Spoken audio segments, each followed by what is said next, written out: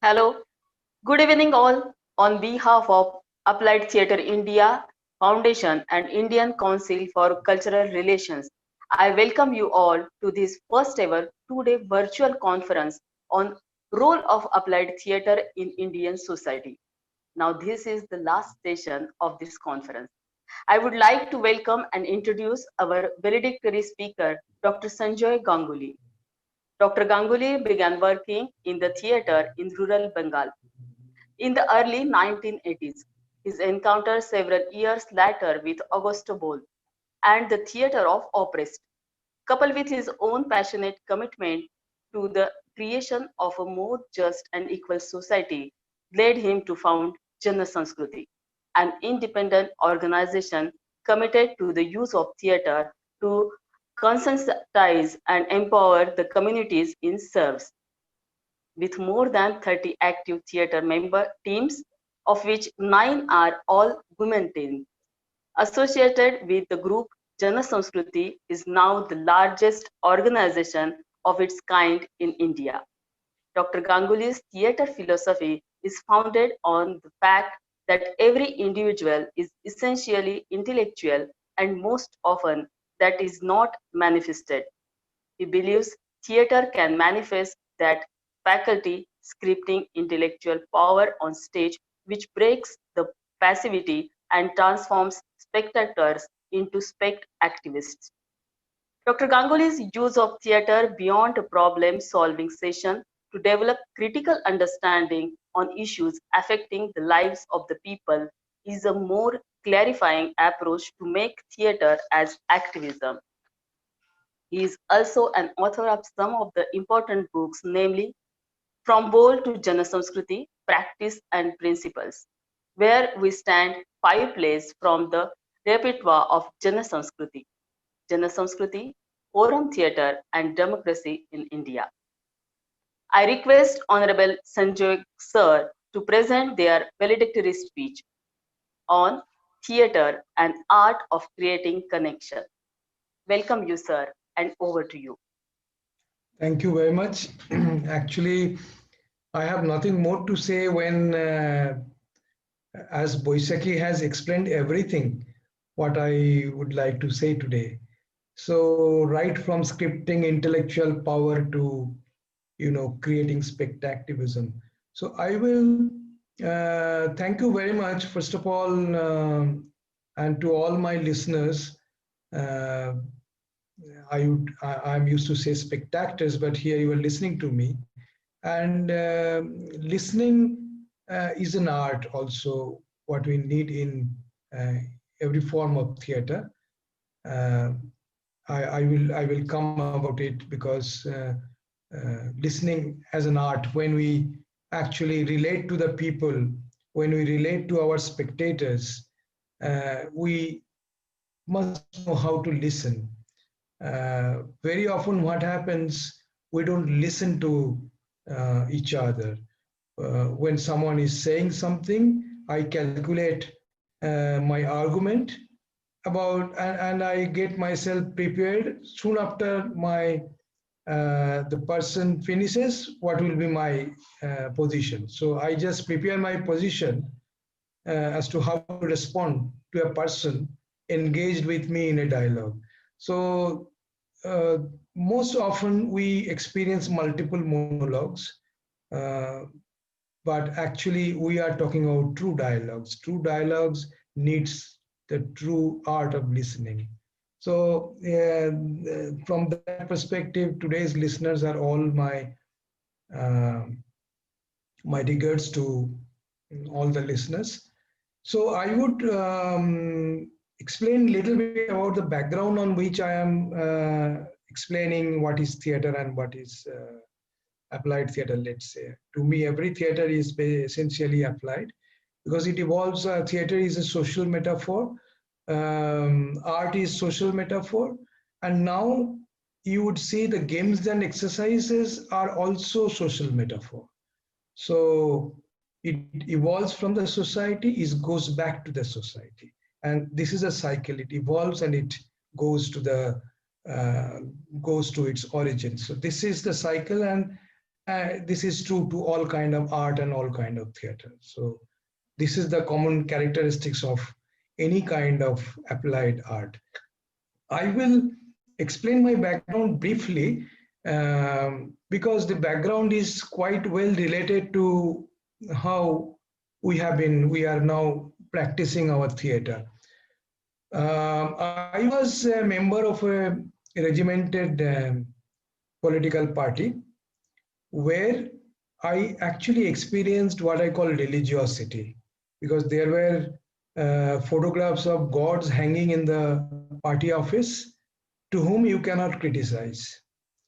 You are only asked to listen, you are only asked to watch, you are only asked to, you are allowed to carry out the orders that comes from the top. So it was a perfect, it was an experience of what we call culture of monologue. So inside party, I experienced this culture of monologue. I was only asked to follow blindly.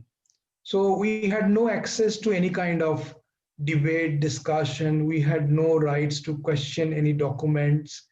So this is how I felt oppressed, this culture of monologue. So many of us thought of leaving the party and we wanted to promote non-party political activism.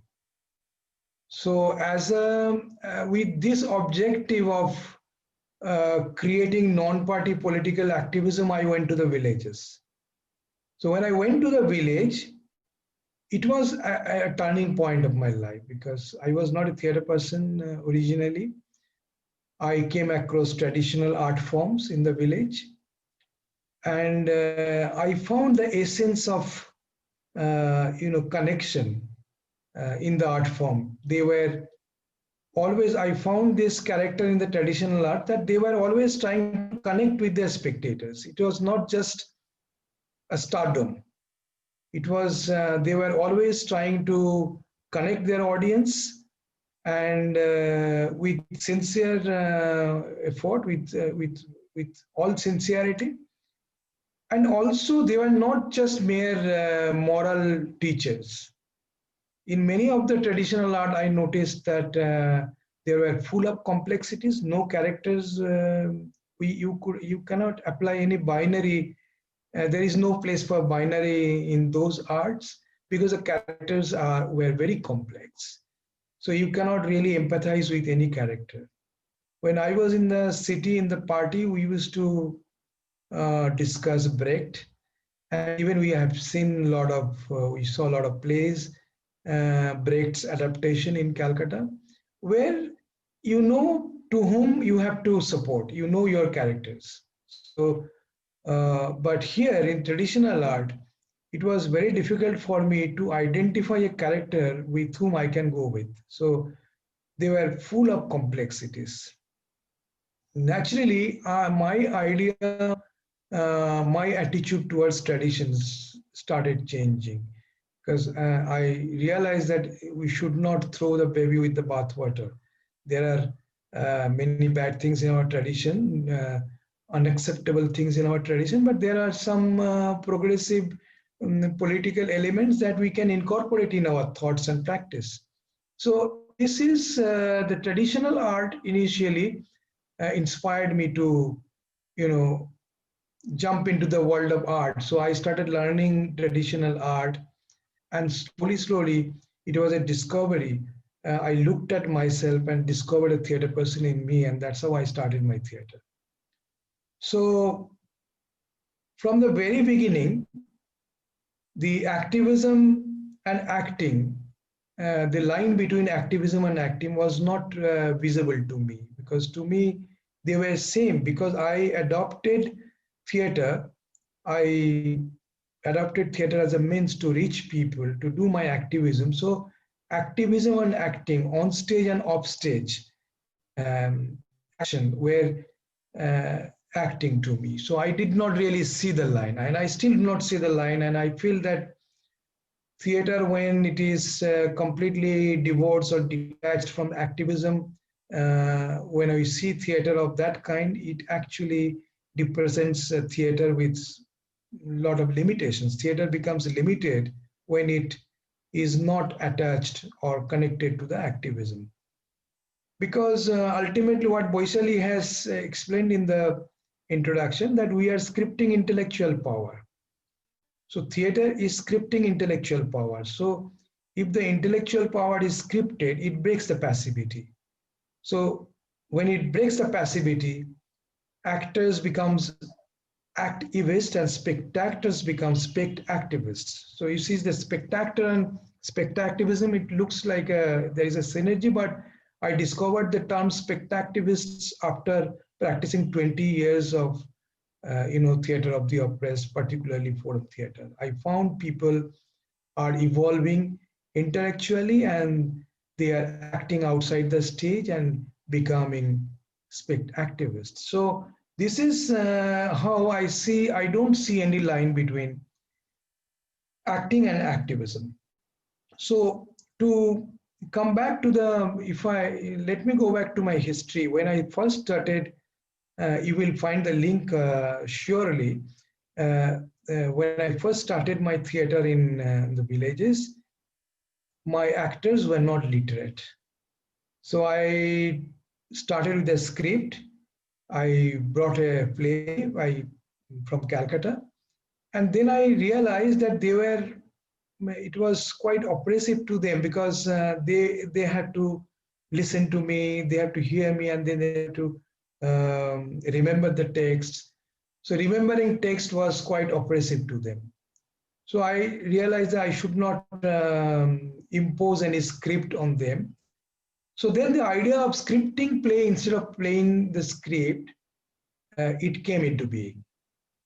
So how can we script the play?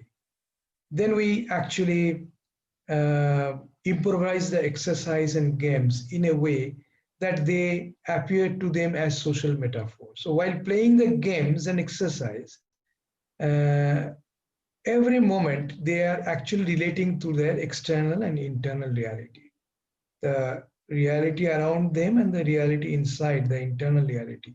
So through games connects the actors with their external and internal reality. So by being connected to the external and internal reality, they find stories, they see oppressors, they see oppressed protagonist, they find, they discover passive oppressors. So actually they find the story which they feel like telling, which they feel like dealing with. So the story comes, and then through various rehearsal techniques we finally make the play. But this was the process where everybody was the script writer, so everybody contributed the script. So therefore there was no question of remembering the text. So that made the things quite easy, and we started this method, which is now very well researched and very globally it is, you find the popularity of this method, what I call scripting play instead of playing the script. A lot of people are using this method. So basically what I wanted to tell you is that theater is a social metaphor. Games and exercises are social metaphor. Theater evolves from the society and goes to the society. This is what is the character of all art. So even when, let's say, when I began my theater, I was a propagandist. It was a propaganda theater, even though I did not want it, because uh, I used to live in the villages and I was actually learning from the villages. I was actually, when I say that the every individual is essentially intellectual, it is actually what I realized, because when I was working with the people, I noticed this intellectual faculty, how they uh, conclude a very complex philosophical questions through little proverbs or through little stories. So extreme clarity I found within the people. So it was not easy for me to be a propagandist, because I wanted to come out of it. I will tell you later. But initially, I was a propagandist. But even a good propaganda uh, needs to be, needs this connection with the people. What I call theater as an art of creating connection. It is an art of creating connection with the people. So even a good propaganda theater needs a uh, strong political, spiritual connection with the people. Even when if you look at the IPTA, I always call the 1943 to 52 was the golden age of Indian People's Theatre Association, IPTA. So 52, the Communist Party participated in the first parliament election, and uh, the control over IPTA was established by the party. So, but till 52, it went really well, and it has inspired us a lot to the political theatre community, social theatre community in India. So even in IPTA, the first play, the popular play Navanno, was written, not just Bijan Bhattacharya wrote this to talk about the land question, to talk about the hunger.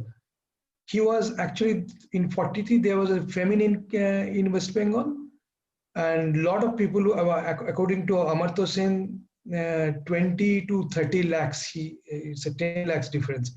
He said 20 to 30 lakhs people died out of starvation. So Navannu was written in that context. The playwright used to witness the death of the people while going to his work and while coming back to his work. So he had to witness the death of the people, and that inspired him to write Navannu. So even a good propaganda play needs a live, a solid, sincere connection, honest connection with the people. Because unless you are connected, your theater will not actually, um, it will not make sense to the people. Like when I started scripting play, instead of playing the script, I was very sure that I was not running any risk, because people would see their reality portrayed on stage. So there is no question of presenting unreal things. So it was quite fact based. There was no place for any sort of fiction. Though I am not against fiction, because later on I started introducing classics into forum theater, like Ibsen's Doll's House, Brecht's Good Person of Setsuan, Sophocles' Antigone. I have introduced them in the forum play, and I will tell you why I did introduce classics into forum theater. But uh, scripting play focuses on facts where there is no place for fiction. So the audience, they find their reality being portrayed on stage. And as you know, in forum theater is one form of applied theater where oppressor oppressed conflict is very clear, question is open ended, and we invite spectator to replace the protagonist and show his or her desire as to how to um, address these problems in reality. So theater extends the stage to the last spectators. It actually extends an intellectual power and um, intellectual space where actors and spectators, they learn jointly. So initially, uh, I also had the tendency as a propagandist coming to this kind of theater, interactive theater. I had this internalized um, personality, which actually which knows everything, who knows everything. So I know everything. This construction was there. So I don't know everything. To reconstruct myself was a big challenge, especially as a member of a regimented party. Things were internalized. So I thought we would solve the problem, but it is not easy to solve the problems. For example, there are a lot of social norms, and they are there for ages, and we cannot solve them on stage. So this this very important thing was not realized initially. So in a way, we used to restrict the participation. The moment you have the solution in mind, the moment you see theater as a problem solving solutions, so some way or other your perspective gets imposed on the people, so it actually restricts the participation. So now what we recommend strongly, that don't see theater as a problem solving solution, take it as an intellectual space where you, actor and spectator, they should try to develop critical thinking. So people have intellectual faculty within, they have already this faculty within, but they are not aware of it. So let it be manifested through a discussion, through a debate where nobody would expect to win, nobody joins the debate to win, but they try to construct the path, they try to understand the truth. So in this debate, this is not dogma, in this debate nobody tries to win, but everybody tries to discover the path. So they construct the route.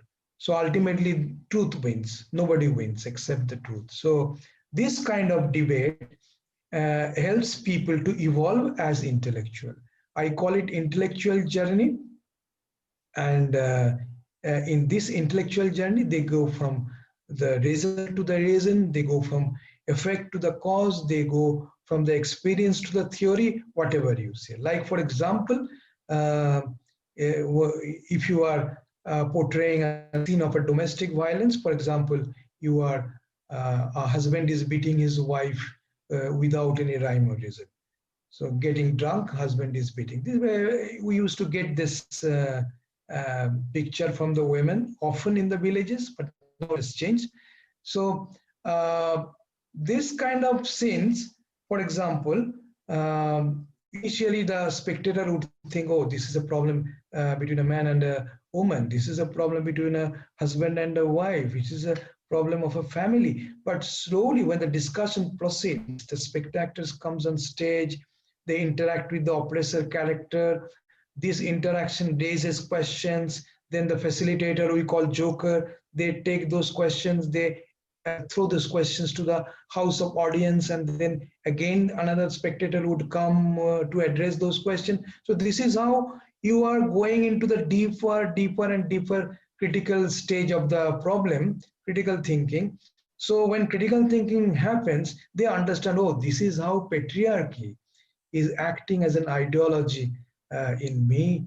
This is how patriarchy is internalized in me because of my upbringing. I did not know that these patriarchal values are oppressing me. So all this construction starts breaking. So this is a concrete scene of a domestic violence, but that leads to the understanding of patriarchy present in our lives.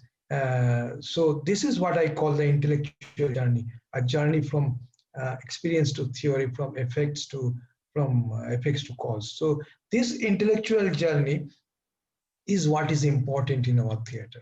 So if people go through, if actors, spectators go through this intellectual journey, then actually you would see the activism outside stage happening, and that's what I have experienced. And also one more thing is very important, that no, considering theater is a journey from knowing to understanding, because you cannot offer anything new to the spectators, because they live in that reality, particularly when it is theater of the oppressed and not theater for the oppressed. It is actually you are the oppressed people are acting their lives in front of the oppressed people. So everybody lives in that reality. So you cannot say anything new, even for in case of for any kind of theater. It is true, you cannot offer anything new to the people if you are dealing with the reality. So people know about it. What you are portraying are known to the people, but people understand it in the theater session. So in theater, people come to understand what they already know. So it's a journey from knowing to understand. Considering this, also there is another effect, what I call the theater is as an art of introspection when it is connecting to yourself. So the person is connecting to himself or herself through introspection. How does that happen? For example, when I this is what I have noticed when an agricultural worker in the village, he is oppressed outside his house. He is oppressed by the contractors. He's oppressed by the rich farmers.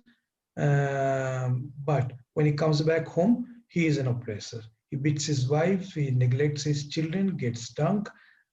Drinks a lot. So he the same guy is oppressor. So this is the dichotomy.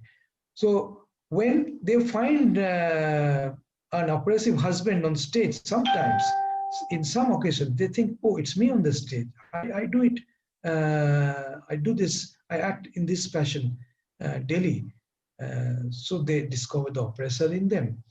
So by discovering oppressor, he gathers an inspiration to fight the oppressor because he has a human being, he has a sensitive, caring human being inside. So they start conflicting.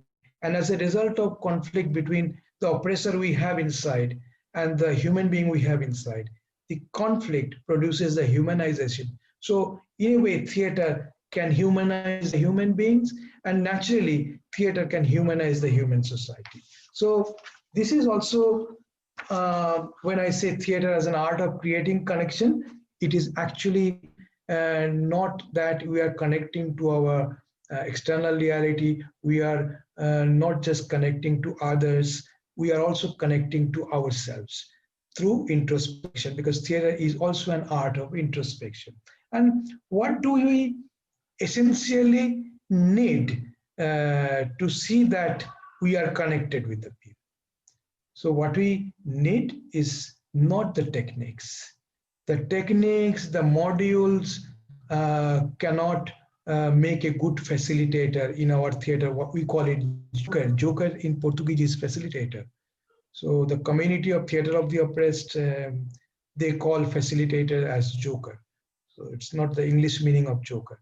So, but for any kind of actors, for example, as theater makers, we are essentially responsible to create connections, because in connection we learn. We learn in a democracy. That is why we feel like democratizing our classroom. We feel like democratizing our politics. When we address the question of representative democracy, we have one play called Where We Stand, where we have asked this question between, it was basically the relationship between party and people, state and the people. So it was, so when a representative democracy is very strong, when um, it is able to, democracy is, we want to democratize the representative democracy because it does not create opportunity for the representatives to listen to the people at the ground level. So to listen to the people at the ground level, they have to be, there should be an attitudinal change. It is not just the structure. They have to bring some attitudinal change in them. So even in theater, um, it can be forum theater, it can be participatory theater, it can be an interactive theater, but here we need to develop the right attitude.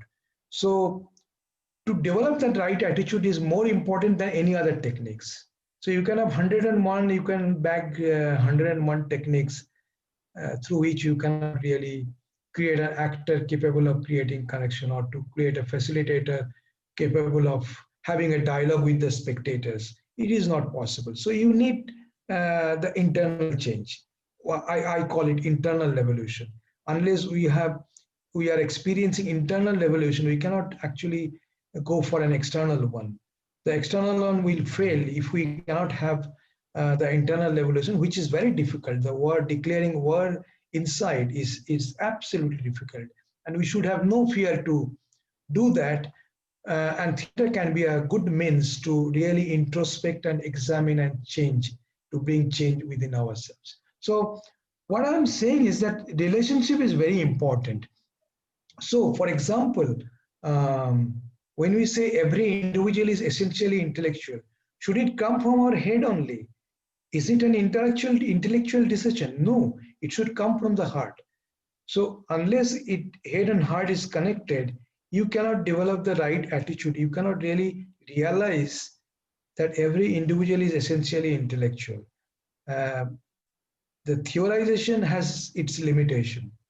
So from theorization, you have to go for a realization where you must understand that uh, everyone is essentially intellectual. Then only you can actually get connected.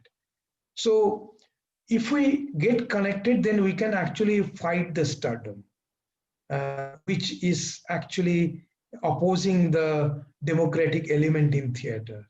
We can see a lot of stardom today in our theater. Even people go to see theater and they first see who all are acting, who all are taking the main characters in mainstream theater, which is really alarming trend that we notice. So theater is not a place for stardom. Theater is a place for creating connections. You see.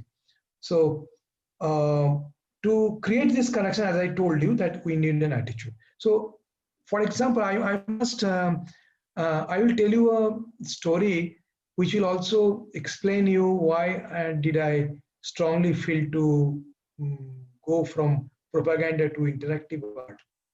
So you can see that there was a play. I will tell you two stories to just substantiate what I am trying to tell you.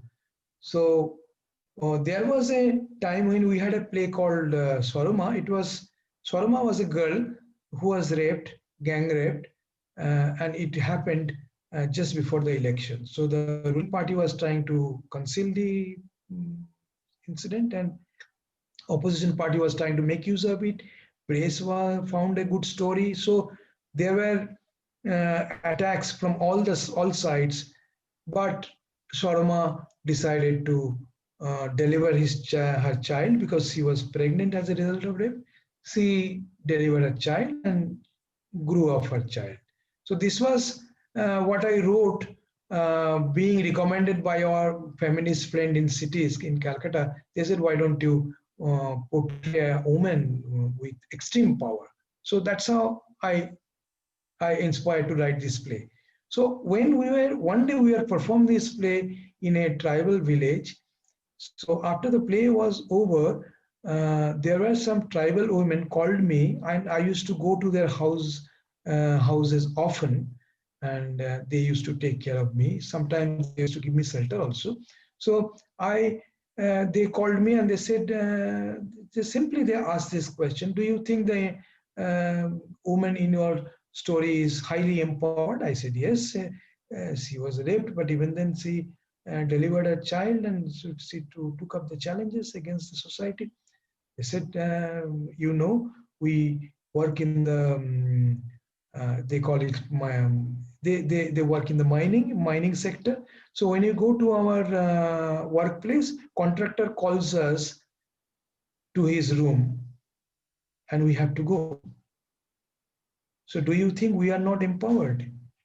We look after our family, we earn, we take care of our children.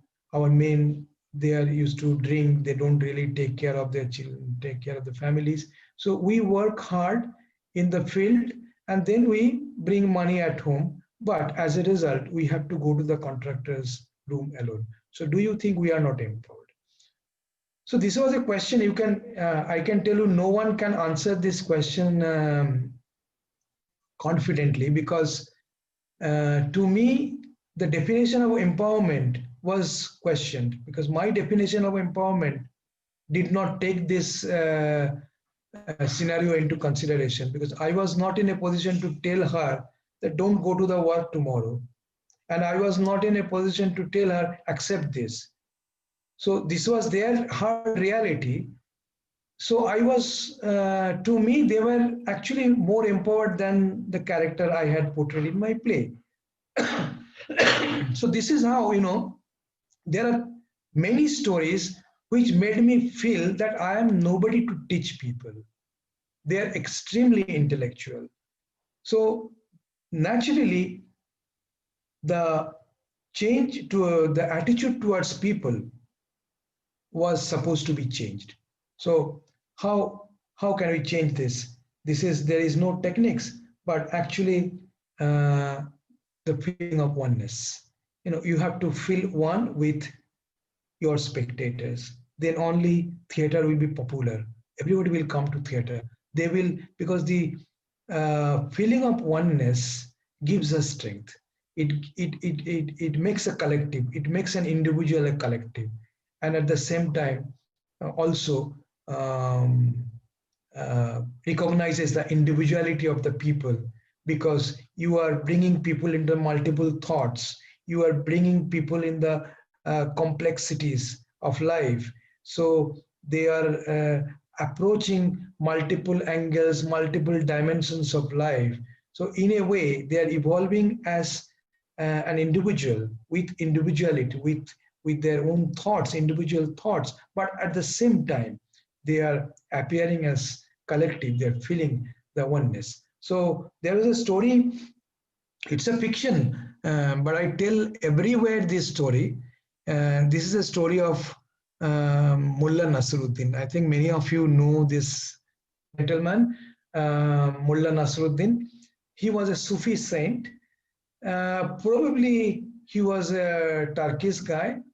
I don't know, but that's not important. But the story is important. He decided to meet his mursid. You see, mursid is their teacher in Sufi sect. They call their teacher as mursid. So he decided to meet his mursid. So he started walking. Those days there was no transport. He started walking, walking, walking. After 3, 4 days, he reached at the door of his mursid, his teacher, and he knocked at the door. And the mursid, the teacher inside, he said, "Is there anybody there outside calling me?" Uh, then Nasruddin said, "Yes, I am Nasruddin. You know me very well. My name is Nasruddin Mullah. I am here waiting to meet you."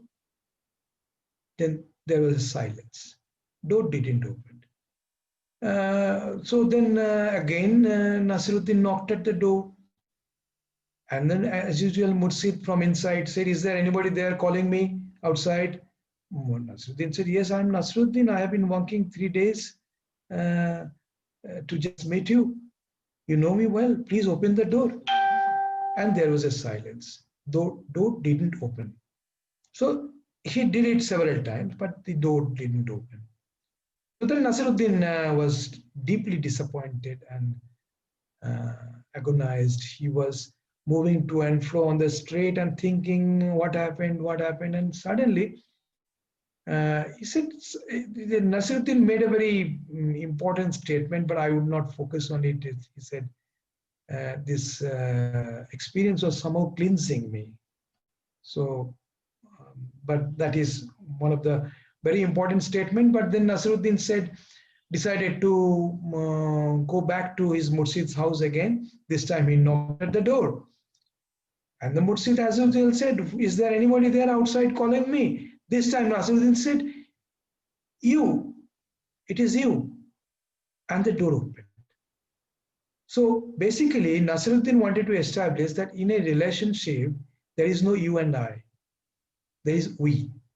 So when as actor, when you are going to the people, when we are going to our spectators, be it students, agricultural workers, women, whoever, actually we should forget this identity of actors only. You are actor, at the same time you are, or we are all spectators.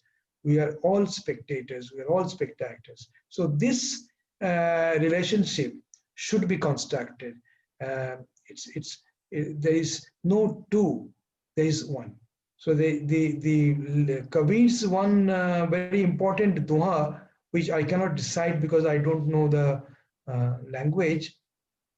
The book is not here, but he said one that the lane of love is so narrow that two cannot go simultaneously. So you have to be one, basically. The loved one and you, and to whom you love, should be one, according to Kabir. So this is how our middle-aged thinkers like Kabir, Ravidas, They have taught us about what should be the nature of our relationship with the people, and we have learned it. So this is what is very important: fighting our ego, experiencing internal evolution, and creating the and constructing the relationship is what is theater to me. I would stop here, and if you think um, there are questions, I can take up the questions, or I should conclude here thanking you once again for inviting me in this important seminar.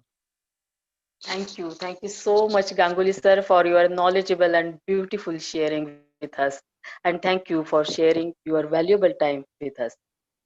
This was the last session of the first ever two-day virtual conference on role of applied theatre in Indian society. I would like to thank all who made this conference successful. First, I thank Applied Theatre India Foundation's director, Sri Kaustubh Bankapure sir, and his team. We would like to thank Indian Council for Cultural Relations, Shri Dinesh Patnaik, Director General ICCR. Thank you, Shri Sanjay Vedi, Senior Program Director, and Dr. Archana Tyagi and their team of ICCR for their continuous support. Thank you all practitioners, teachers, facilitators for sharing your valuable words, knowledge, research, thoughts, and time with us. It means a lot for us. Thank you, Parag, for your technical support. We would like to thank all those who connect with us through FB page. Hope you all enjoyed this conference. All sessions are available on our. So here, I also stop and thank you so much. Bye bye.